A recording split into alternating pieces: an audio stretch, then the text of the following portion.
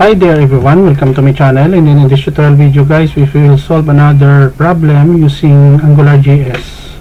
So before we start, I would like to say thank you so much to all my viewers, supporters, and subscribers in my channel. Thank you for watching my videos, like, and most importantly by subscribing to my channel. I really appreciate your support. So let's get started. Problem number 1. Write a program that uses ngbind directive that will accept distance in kilometers from the user, and then the program will convert the given kilometer distance value into miles distance equivalent and display the results on the screen. So we have here the code, index, HTML. Okay, yours truly, Jake Rodriguez Pomprada, MIT. So here we have your several comments here, and then you can visit my two websites, jkrpomprada.com and then jkrpomprada.blogspot.com for free source code. If you want to reach me, you can email me at jkrpomprada@gmail.com.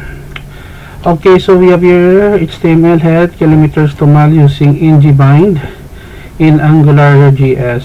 So we have here a series of CSS tag, body, font family Arial, font size 25px, font weight bold, and then we have here JavaScript. Now we are including the AngularJS main.js. Make sure that this file of AngularJS in your current directory. So script var amp angular module distance amp controller amp scope function. We have here a function convert. So $amp miles, the amp kilometers multiply by 0.6213711192.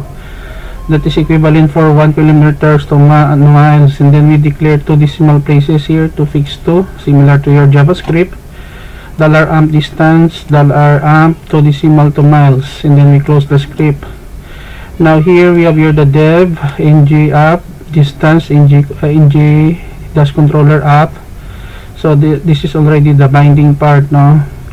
And then we have here the table, kilometers to miles using ngbind in AngularJS, enter kilometers, ngmodel kilometers, and then we call the function convert. Every time that we type, it will automatically convert using this method ngChange, no? So here we display the result, kilometers equivalent, and then binding of the display, and then we close our HTML here, body last HTML. Don't worry guys, because I will put a link in the video description so that you can download the complete source code for free in my two websites. Okay, so we have here kilometers to miles using ngbind in AngularJS, enter kilometers value, let's say 1. So 1 kilometer is equivalent to 0.62 miles. 5 kilometers is equivalent to 3.11 miles. Let's say we have 8 kilometers. 8 kilometers is equivalent to 4.97 miles. So every time that we change a value here, every time we type by ngChange, it will convert automatically. Somewhat similar to jQuery, no, or in JavaScript. 10 kilometers is equivalent to 6.21 miles. Okay, so this is the end of our tutorial video on kilometers to miles using ngbind in AngularJS. I hope that you learned something new in this tutorial video. Thank you so much guys for watching.